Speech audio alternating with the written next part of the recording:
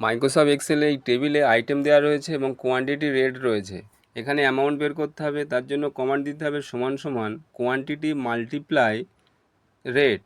Enter কি press করার সাথে সাথে দেখো হ্যাজ ভ্যালু এসছে, অর্থাৎ অ্যামাউন্ট আসেনি। যার জন্য কি করতে হবে, কোয়ান্টিটিগুলোকে পরিবর্তন করতে হবে। তাই জন্য কোয়ান্টিটিগুলোকে সিলেক্ট করে ডিলিট করে দিতে হবে। ডিলিট করে দেওয়ার পর সেলগুলিকে সিলেক্ট করে নিতে হবে। সিলেক্ট করে নেওয়ার পর কিবোর্ড থেকে Ctrl+1 প্রেস করতে হবে। এরপর কাস্টমসে ক্লিক করতে হবে। কাস্টমসে ক্লিক করার পর দেখো টাইপ জেনারেল রয়েছে, জেনারেল ডিলিট করে দিতে হবে। ডিলিট করে দেওয়ার পর 0 দিতে হবে। 0 দেওয়ার পর স্পেস দিতে হবে এবং ডবল কোটেশনের মধ্যে কেজি লিখতে হবে। কেজি লেখার পর কোটেশন শেষ করতে হবে।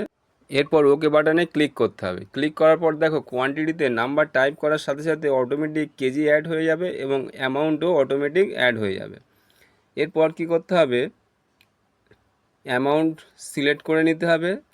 অ্যামাউন্ট সিলেক্ট করে নেওয়ার পর রাইট সাইডের কর্নারে সরু প্লাস ধরে টানতে হবে। টোটাল অ্যামাউন্ট বের করতে হলে কার্যটি রাখতে হবে এবং অল্ট চেপে ইকুয়াল প্রেস করার সাথে সাথে দেখো টোটাল অ্যামাউন্টও আমরা পেয়ে গেলাম। ভিডিওটি ভালো লাগলে একটা লাইক করবেন আর এমনই গুরুত্বপূর্ণ ভিডিও দেখার জন্য চ্যানেলটিকে সাবস্ক্রাইব করে রাখবেন।